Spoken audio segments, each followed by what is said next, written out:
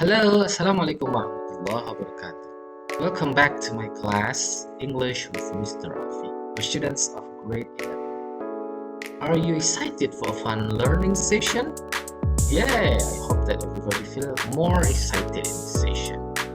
So student, in this session, we are going to focus on reading practice of orthodox. Baik. Learning objective, ya, tujuan. Baik, so at the end of the session, di akhir pembelajaran ini, student understand. Warga belajar memahami the main idea, the pokok and the detailed information, dan informasi rinci about phenomena surrounding, tentang fenomena yang terjadi di sekitar kita in the form of auditory expression text, dalam bentuk teks auditory expression. Baik, ayo kita mulai warga belajar. Langsung saja, reading comprehension, ya, pemahaman membaca secara mudah. In simple way, dalam cara yang simple, we can define reading. Kita bisa mendefinisikan reading as an activity, sebagai aktivitas to understand the digest of what is being discussed in the text. Sebagai aktivitas untuk memahami the digest. Digest itu intisari what is being discussed in the text. Jadi apa yang sedang didiskusikan di dalam teks. Commonly, pada umumnya atau biasanya in reading activity, dalam aktivitas membaca ini ada beberapa tipe bacaan, ya, tipe pertanyaan dari bacaan tersebut. Yang pertama, identifying the main idea of the passage. Jadi yang pertama itu mengidentifikasi ide pokok, ya, main idea itu ide pokok.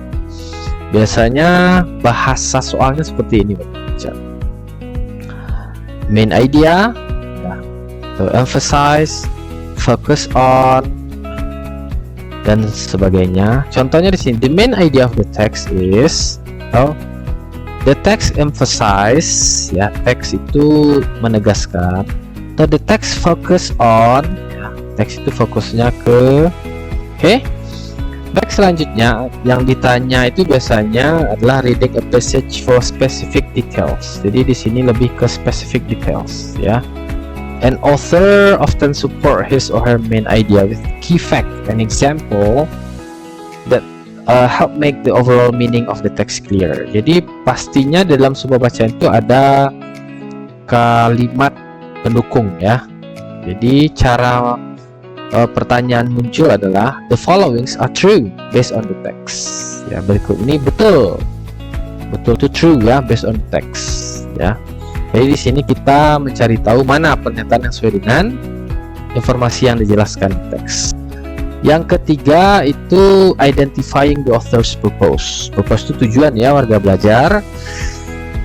Biasanya ada pertanyaan, ya, berdasarkan teks yang menanyakan tentang purpose. Nah, jadi di sini bisa kita lihat author's purpose. Author purpose itu tujuan penulis.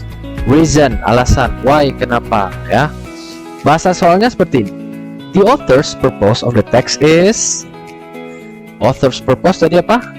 Tujuan penulis dari teks adalah bla bla bla bla. Yang keempat, making inferences from passage. Jadi kita dalam reading comprehension ini, dalam pemahaman bacaan ini, kita juga diminta untuk membuat inference. Apa inference itu? Infer, berasal dari kata infer. Infer itu to draw a logical conclusion. Draw logical conclusion maksudnya di sini adalah kita menarik kesimpulan sendiri, ya, dari bacaan yang ada. Inferences are not stated explicitly in the passage. Inferences ini tidak tertulis nyata, tertulis dengan jelas dalam bacaan. Cuma kitalah yang menyimpulkannya sendiri. Bahasanya seperti ini, ada imply, suggest, ya, infer, assume, most likely, probably, seem, predict, indicate, conclude, dan lain-lain. Artinya di sini menyiratkan, ya, sama semuanya, ya. Contohnya, the text implies that. Teks menyiratkan bahwa. Jadi di sini warga belajar harus hati-hati nih. Kalau ada soal seperti ini, kita harus tahu, ya, makna yang tersirat di balik teks tersebut. Well, Students, now let's practice it together. Are you ready? Okay, well, let's read a text. Yeah, trash is a phenomenon that we often encounter in the community. Trash is stuff that can't be used anymore, and its existence is very annoying. Trash also has a bad impact on our health and environment. Ya, trash itu fenomena yang sering kita temukan di masyarakat. Trash is stuff ya, stuff itu hal-hal that can't be used anymore, yang nggak bisa digunakan lagi, and its existence is very annoying. Keberadaannya sangat menjengkelkan. Trash also has a big impact on our health and environment.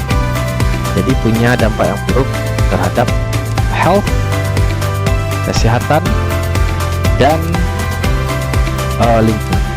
At first, trash looks normal when it's scattered around us, but it will cause many bad impacts if it's ignored continuously by the people. Jadi sampah itu kelihatan biasa saja ya awalnya sekeliling kita, tapi akan punya dampak buruk jika ignore. Apa ignore itu, sudah? Jika ignore itu diabaikan continuously, terus menerus. Trash can harm our health. Jadi trash bisa merugikan kesehatan kita. Rubbish that piles up will bring smells that contaminate the air, and there would be a lot of flies coming. Ya, jadi sampah itu akan mengotori udara dan akan ada flies. Apa flies itu, warga belajar? Flies, ya betul sekali, flies itu adalah lalat. Banyak lalat ya. Dan pile up trash, nah, sampah yang menumpuk itu akan invite other unwanted organism to come. Akan mengundang, invite itu kan mengundang ya.